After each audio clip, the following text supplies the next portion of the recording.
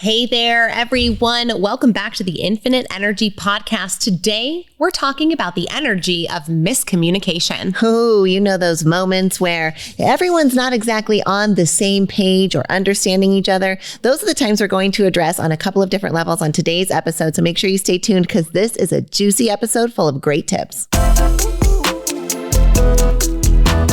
Hi, we're sisters Kay and Shi, and we're the hosts of the Infinite Energy Podcast. We believe that everyone has the power to live a more energized, optimistic, and fulfilling life. In every episode, we share tips and techniques for harnessing your own power and creating the life you deserve. Get ready to ignite and discover the limitless power of infinite energy.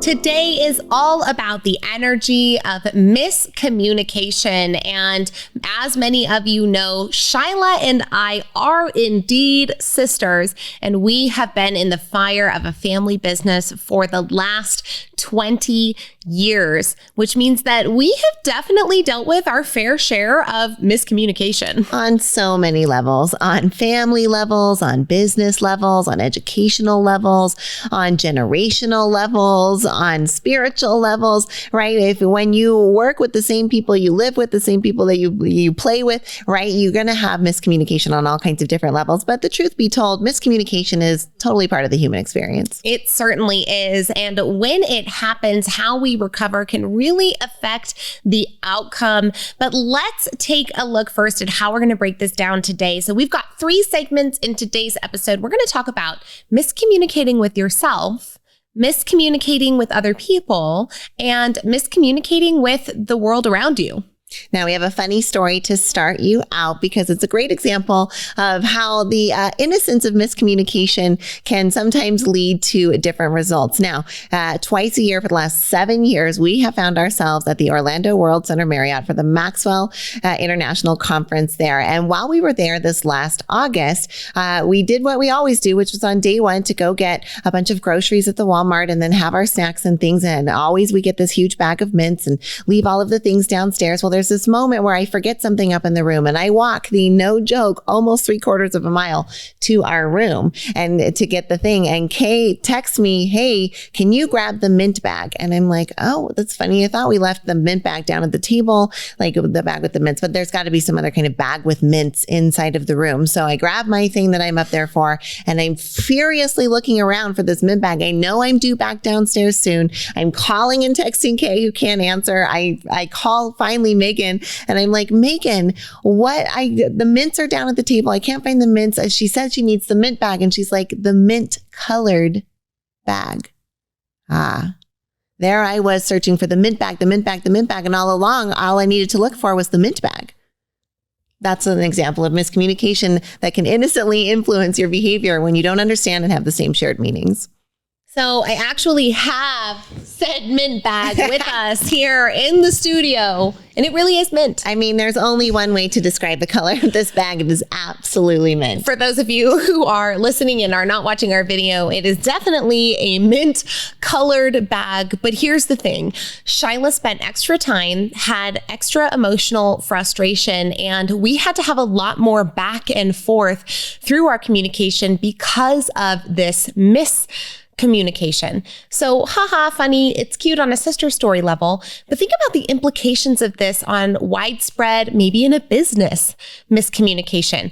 Increasing levels of time spent doing tasks, increasing levels of individual anxiety as someone's moving forward. I mean, think about these things even on a personal level. If you are miscommunicating with yourself, or maybe you aren't clear on the things that you want, it can really affect you and it can affect your energy in a big way.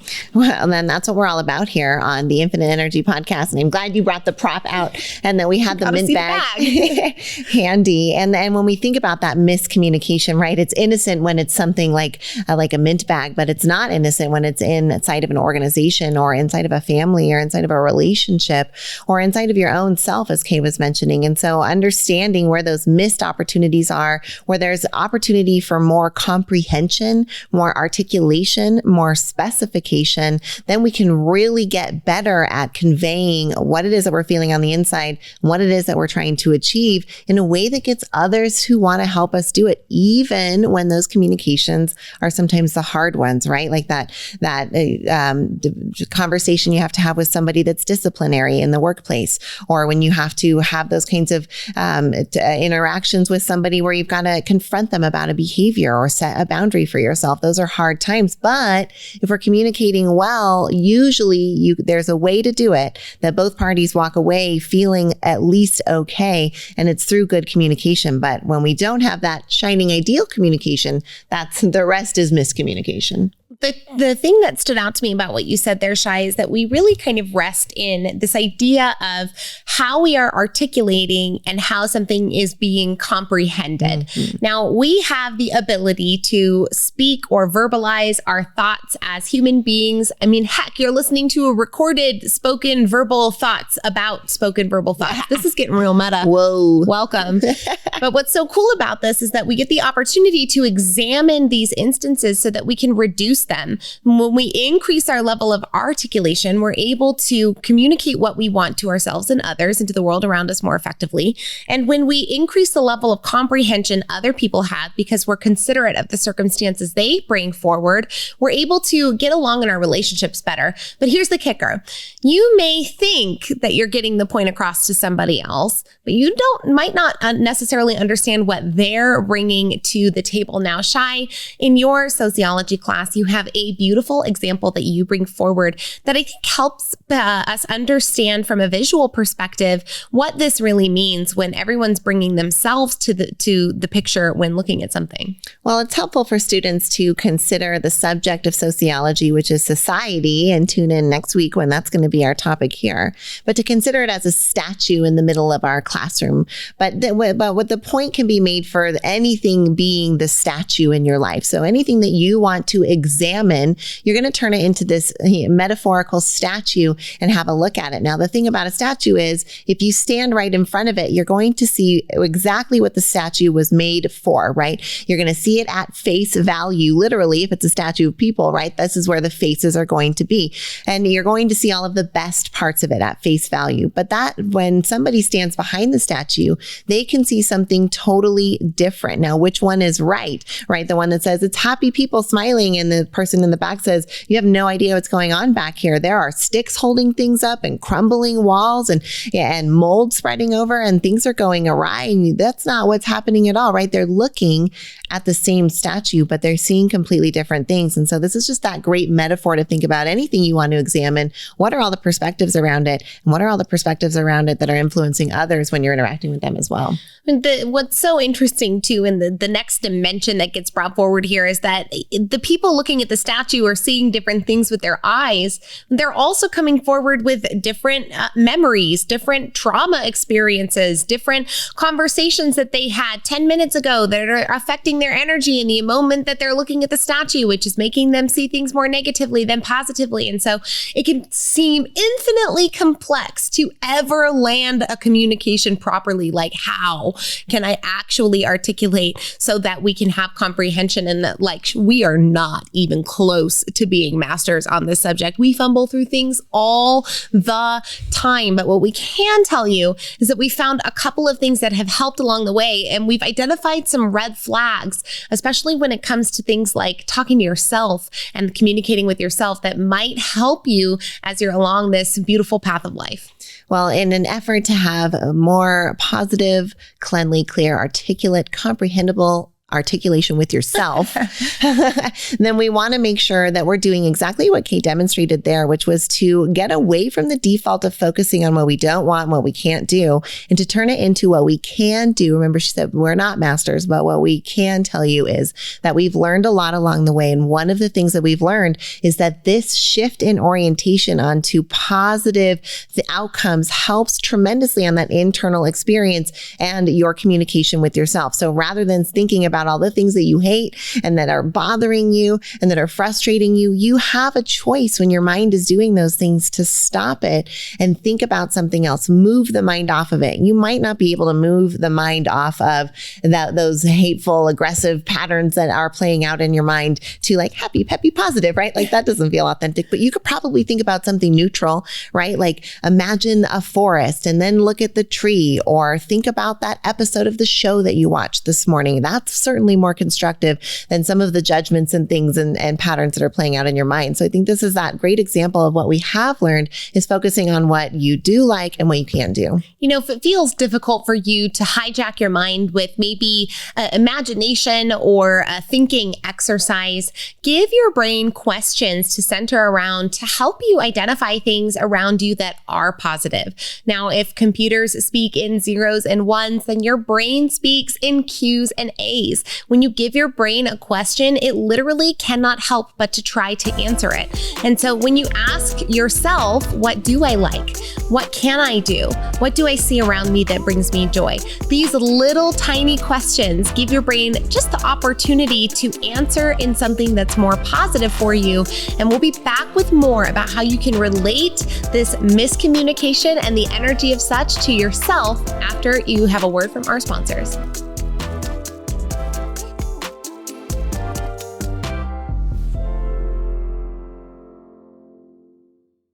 Hey family, we're back after a wonderful 31-day break. We've missed all of you so much, but we had a lot of fun and we created some cool things along the way. Social media detox has been one of the most beneficial self-care exercises that we've found, and we encourage you to try it out too. We've created more space in our life, more time with our family, and more freedom to do things that are meaningful to us. Now we're back for the month of February, but we'll be off again for the month of March. And if a social media detox maybe interests you, we invite you to join us. Head over to kayandshi.com/control the scroll, and we'd love to have you on the way. In the meantime, we're back and we can't wait to connect with you today. We're talking leadership this week, and one of the organizations we are so proud to be at the helm of is the Neuroencoding Institute. We got to co-found the Neuroencoding Institute alongside Dr. Joseph McClendon III, amazing world-renowned neuropsychologist and incredible mentor and teacher. If you're at all interested in learning more about what the Neuroencoding Institute does and what it can do for you, please visit neuroencoding.com. You're enjoying this episode on Angel Phoenix Productions Podcast Network. To explore a complete lineup of quality programs and media production services, head on over to angelphoenix.com or like our Facebook page at facebook.com/Angel Phoenix Productions.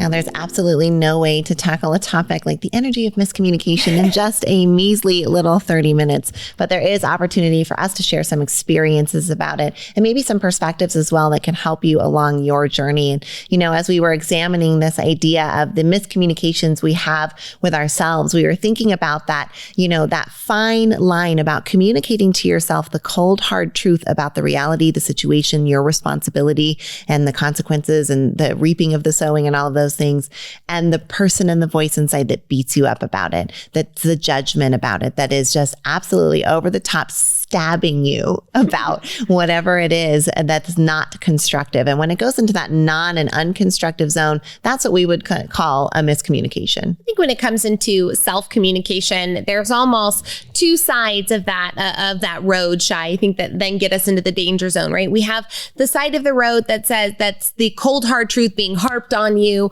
that is mean-spirited, right? That's that self-talk. You've likely experienced it when you're so mean to yourself that if someone else were saying those things to you, you'd be like, no, thank you. You don't get to say that to me in person, right? But you say it to you and you're like, oh, you just go about with your day, take your left turn, eat your muffin, right? Like it's no big deal. I think the other side of that road is the many of us that have the tendency to, like the ostriches, bury our heads in the sand, right? When difficult things happen, ostriches are known to bury their heads in the sand. So this is very similar, right? There's, I think, a missed communication for self when we don't have the courage to look at our situation as it is in order to take constructive action on it. I absolutely agree. And I'm glad that you brought forward that idea of like acknowledging cold, hard truth is absolutely part of growth and part of moving forward and part of healthy communication with yourself. Now, delivering cold, hard truth in communication to others isn't always the best idea, but delivering communication to others is something we engage in a lot and do a lot. And it's probably the plane where you notice miscommunication the most.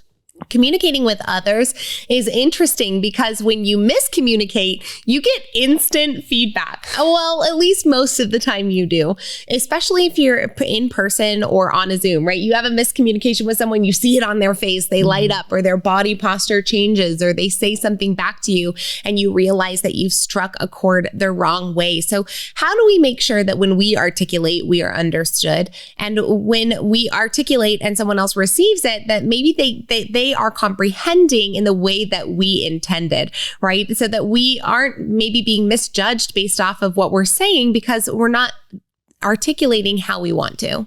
Well, it can be so hard to do that in the moment, right? And I think one of the things that's so important about communicating with others is recognizing and acknowledging the context in which any communication is happening. There's so many layers to that, right? There's a power dynamic at play. Is it like a student and an instructor interacting is absolutely different than a husband and a wife interacting, right? When you're at the doctor's, you're interacting in a different way. And so there's a lot of context around how the communication is going to happen and understanding that. And you know it, right? When someone violates that expectation of context and there's that feeling of like, oh my gosh, right? They're like, the context dictates that you raise your hand before you say something, but that student just shouted it out, right? And everyone feels like, ooh, that's a violation, because we know that the rules in that context dictate that that's how our communication is delivered. So understanding the context in that way is important, but it's also important to understand the context within the person who's coming forward and their completely subjective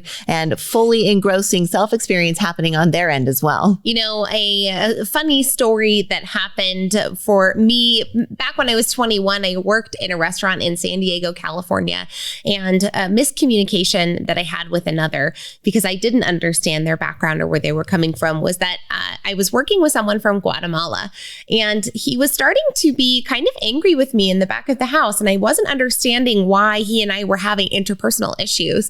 I was managing the restaurant. I felt like I respected everyone and that I was doing my very best and giving everyone the shifts that I thought that they wanted. And he just was being rubbed the wrong way by me and I couldn't figure it out. And so finally I asked him, I'm like, Eduardo, what's going on? Like, why are we having this issue? What's happening? And he says, well, you keep saying to me, you rock. You keep saying you rock. And I'm like, well, I mean, yeah, like, you know, you get your food out so fast. It's coming in like the spaghetti looks so good, man. Like your food is delicious. Like, heck yeah, like you rock, like rock and roll. And he's like, wait, what? And I'm like, yeah, like rock, like it's a good thing. You know, you rock. And he's like, oh my goodness. In Guatemala, when you say that to somebody, what you mean is you are a rock, as in you are the rock bottom. And he said, so all this time, I thought that you were calling me the rock bottom. And I thought, meanwhile, I think I'm complimenting him, right? And so didn't even realize that we were having this terrible miscommunication because I didn't have an understanding of what was going on with his cultural understanding of the meaning of rock. That is such a great story, an excellent example of just another, right? Like innocent communication, right? We have the mint bag is like that example of ambiguous communication. We've got this example here that's that innocent kind of cultural miscommunication. And you can start to see how many ways we can go wrong with communicating. Isn't that positive? The energy of miscommunication is infinite. Well, it is, because the energy of creation is infinite as well. And so as much as we can create, that means we've got to stumble through communicating about it with ourselves and with others and with the world around us. And that means learning all kinds of lessons, but hopefully also how to comprehend and articulate even better. I always imagine trying to communicate something like ChatGPT to a pioneer. Like, talk about context matters so much. Like, if you were to try and say like a computer writes for you, you know, like marketing copy, and you say that to like a pioneer, they'd be like, what's a computer? Bleep, blop, bloop. What's marketing? Yeah. Right? Copy. They wouldn't, what is that? What does that, any of that even mean? The sentence would feel totally foreign to them. So just interesting how that context really, really does matter. That generationally, even because of the level at which technology is advancing, you know, we saw with the COVID-19 pandemic, the usage of Zoom came way up. And suddenly Gen Zs and millennials, we had to become the bridge between our oftentimes boomers and sometimes older Xers miscommunicating with technology. Oh, right. Talk about another plane of ability to miscommunicate. Technology is one, humans communicating with computers can often be difficult. It can. Right. And it can be difficult just to communicate with others in general, right? To get that point across and to do it in a way that hopefully empowers and uplifts them. And I think one of the things that we've really found is that importance of shared definitions, right? Of understanding that we're both talking about the same thing. And I think so often one of the best ways to get out of a miscommunication zone is to say, look, we both want the same thing. And then to say whatever some global statement is that you can both agree on, because then at least you're getting out of the fighting and attack stance and you're getting shoulder to shoulder. Because even shoulder to shoulder, right? You can still disagree that way. You can bump around a little bit, but it's not full attack mode where you make no progress. And that's what we want to do, is bring those flips forward. So by reorienting and refocusing on, look, we both want the same thing. We want the kids to be happy. We want the business to do well. We want the team to win the game. We want more people to sign up for the thing, right? Like whatever it is, there's some global thing that you can both agree on that can help you get back on that same page, get shoulder to shoulder, and have that shared meaning. Oftentimes, I think in discussion, similar to we're both on the same team, we can be saying the same thing and attempting to argue our point. Mm-hmm. Now, many of us are very invested in being right. And hey, being right feels really good. Like, not gonna lie, it feels awesome to be right. And it's okay that is part of human DNA to, yes, we got it right, or else we wouldn't strive for achievement. And I think sometimes this drives us not to listen carefully enough to what other people are saying. And then it makes us argue points back and forth. I've noticed this in several situations recently where two people will be arguing and then a third party will say, wait. You guys are saying the exact same thing. And let's just take this and re-examine it and understand that you're on the same page truly. And before we end out here on really communicating with others, I want to just highlight the importance there of, much like the technological communication with the generations needing the bridge, right? A third party bridge can be an amazing communication tool for you when you are miscommunicating with someone else. Shyla has mediated conversations for me before. I have mediated conversations for her. We have mediated conversations for other people. People have mediated conversations for us. And so having a third party there to just help respectfully ask questions and be a space where everyone can lay out their feelings on the table and really come to an understanding can be a super helpful way to overcome the energy of miscommunication, especially if it's deeply affecting your life.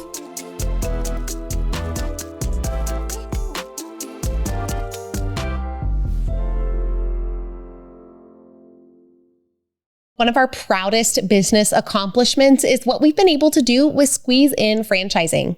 The Squeeze In is a breakfast lunch restaurant featuring the best omelets on the planet, and it's been around for almost 50 years. And now you can have a Squeeze In your community. We've seen how this business transformed our families, and now we are so excited to offer this to families around the country to see how this little restaurant might change their family and their community. If you're wondering how to set up your adult children for legacy and success through a small business, then the Squeeze In is an option we urge you to consider. Come find out more about Squeeze In franchising at squeezein.com. You're enjoying this episode on Angel Phoenix Productions Podcast Network. To explore a complete lineup of quality programs and media production services, head on over to angelphoenix.com or like our Facebook page at facebook.com/Angel Phoenix Productions.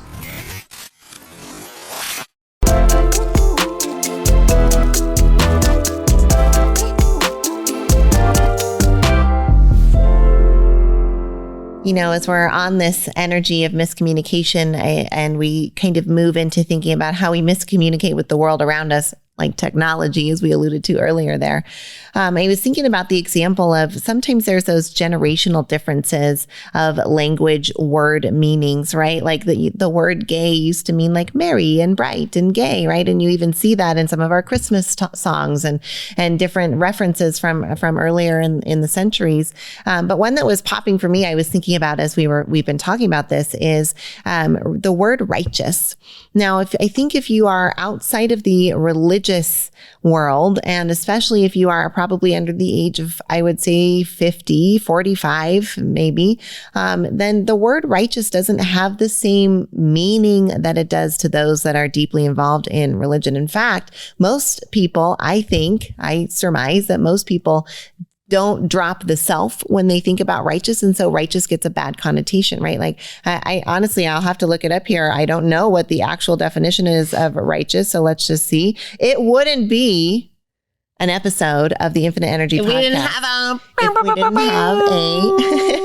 definition. Here we go. Righteous, of a person or conduct morally right or justifiable. Virtuous, feeling of righteous indignation about pay and conditions. They even use it in a bad connotation for the example, right? Informally, very good or excellent, righteous bread pudding, right? So you can see that a person of conduct, morality right or justifiable, virtuous. So it means virtuous. Righteous means virtuous. But when you hear righteous, do you think virtuous?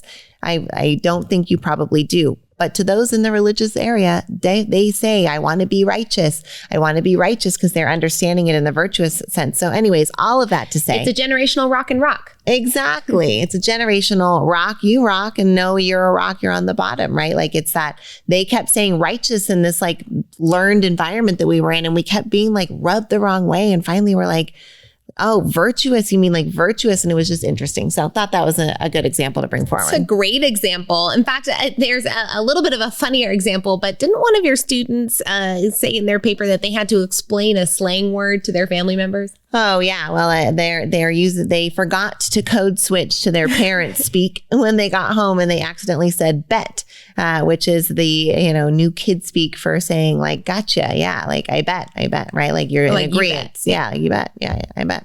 And so he said bet, and then had to explain that to his parents. And so there's even those generational things are always a part of, I think, colloquial whimsy as we look back at the way that language shifts and changes. So when we're looking at the world around us, miscommunication happens everywhere. And when we don't have definitions for what it is that we're working off of, we can really come to that statue with two completely different shared meanings. The very first time I ever traveled internationally or across the pond, if you will, across continental, I was so shocked that in the UK, they just call them toilets. Like it's not a bathroom or the restroom. Like they would say here, a restroom there means like a bedroom. A bedroom is where you go rest, or like the napping area, right? And a washroom is where you're going to wash your hands. A bathroom is where you're going to have the bath. And so they're just called toilets. And so like it's like an American neon sign flashing above my head. And they're like, where's the bathroom? They're like, there's no baths here. Only the toilet. And I'm 15, so I'm mortified that they're even using the word toilet so openly.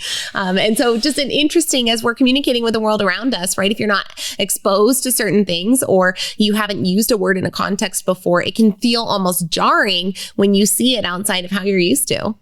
Like when I was in 7th grade, I got to take a trip with a class to France. And there was like all of the 7th and 8th graders couldn't help but sneakering every time the French tour guide would say the focus of something, but he pronounced focus as it rhymed with ruckus. And you can put that together. It was hilarious to a bunch of 12 and 13-year-olds. The focus, ruckus of things was, one of those miscommunications to the point where we were barely listening, obviously, to what we were learning about in the bus there. Interesting to bring that forward, because now consider how, if you in a workplace environment don't think about maybe your Gen Z workforce, and you accidentally in your training environment include a word or a reference that makes them laugh uncontrollably the whole time. Is that going to be a productive training session? Probably not. I bet you guys would have retained way more in that day had you not been distracted by the miscommunication happening at hand. Now it's all around us. We can't avoid it. But when we understand that it's at play and we bring awareness to it, we can at least have this idea where where we can bring shared meaning into play and maybe create a streamlined understanding of what is happening, of how other people are perceiving what's happening, of what we can do in the situation or what is to be done next. And so communication, I mean, it is the key for helping us gain our bearings for our very world around us. And so when we have miscommunication, it happens all the time. But if we can streamline it, it really helps us to live a more, I think, free life. Yeah, I would absolutely agree with that. And I think, this ability to communicate and connect with others is, they say it's the most important piece of culture that language is, and that the way that we are able to communicate, it will dictate our ability to influence and be perceived. But if I think about even the way that we communicate and miscommunicate with this idea of the world around us, I'm really starting to think about like the natural laws, right? Like the law of gravity. If you miscommunicate with that, you will suffer its consequences. In the same sense that Kay and I were talking earlier about the law of manifestation, right? And if you miscommunicate with that law, then if you're ambiguous or vague, then you might get some ambiguous or vague answers back. And realizing that the more articulation you have, the more comprehension you have, the more ability to clearly bring it forward what it is that you desire, the more clearly and articulately and deeply the universe can deliver it back to you. But that's something that we've learned to kind of together over time as well. Yeah, the law of magnetism is really one that when communicated with correctly can do some incredible things for you, but specificity really matters. Shared definitions and meanings really matter. Shi, I'm hoping to kick the ball right back to you because you have such a good missed manifestation story that comes really, I think, from a miscommunication as to what you want. Well, it's no secret that we like to make our vision boards, to say our affirmations, to use those tools towards, actualizing that which we desire and hope to see bring forward into the world. And so, way back in 2014, I got a $1 bill and I put 5 zeros after it, 2 zeros, a comma, 3 zeros, $100,000. And I put it right by my bed. And that was January, right? New year, you're doing your new thing, you're putting up your visualization. I put up my $100,000. And every night I'm thinking $100,000 by March, $100,000 by March, $100,000 by March. Well, the time goes on and I continue with the practice, and it's not like sales are increasing or anything's coming forward. But in the month of March, at the beginning, we have some investors come forward and say that they have about $50,000 that they'd like to invest in a new location of the restaurant business. And about 2 weeks later, after saying, well, that's not enough, but we might need another $50,000. Let's see if we can find a match. We found the match. And lo and behold, in the month of March, $100,000 was manifested. Now, of course, when I said $100,000 in March, what I was imagining was in my bank account for me to discretionally spend as I would like. But I didn't specify that. I did attract $100,000 in March for the business and for an ultimate better cause, obviously. But it's funny to think about that specificity in that story. Right. It really makes a difference when you communicate properly what you want with the universe. Now, I feel like we can't go forward in talking about communication and miscommunication without bringing forward our queen, Brené Brown. Brené Brown has helped us to really understand a lot of definitions as they relate to emotion. And as we know, emotion can be one of those very subtle, difficult things to understand and articulate. And remember, articulation is all about comprehension. When we can speak clearly, others can understand what we're saying. We can avoid miscommunication and hopefully pain. Hopefully we can avoid anxiety and we can avoid lost time. So one of the things that she brings forward, Brené Brown, in her book, The Atlas of the Heart, that is so impactful and was so impactful for me was that there's a difference between envy and jealousy. Now, envy is when one person is envious of another. I am envious of Shyla because her sweater is so cute and I want it, right? Jealousy is when a third person is involved, right? Shyla was talking more to our producer before this episode, and I'm jealous that she was not giving me the attention over Christian, and I'm jealous of both Christian and Shyla, right? So we've got a 3-person interaction happening there. Now that's such a helpful differentiation, and we can see how those communication patterns can really help. But the one thing that she brought forward in this book, Shi, that was so good for both of us, and we have to leave our audience with it today, is the idea that resentment is not when you are disliking at somebody else, but resentment is when you are feeling the feeling inside of you're doing something I want to do and I can't do it, and I resent you for it. And this reframe on resentment from my original understanding of it has been so helpful in helping me to recalibrate the amount of resentment that I have in my life and noticing it before it turns into a miscommunication that sucks my energy. Same for me, and understanding when I feel that resentment that it is less about that other person and more about me thinking what I deserve or what I'm not allowing myself or am allowing myself to do. And so I love that piece of communication is what we get to end on. And hopefully that's something that sticks with you as you think about the energy of miscommunication. We hope this episode has been helpful to you, a little bit of our stories, a few of our tricks. And as always, this episode came at you with love today from your sisters, Kay and Shi.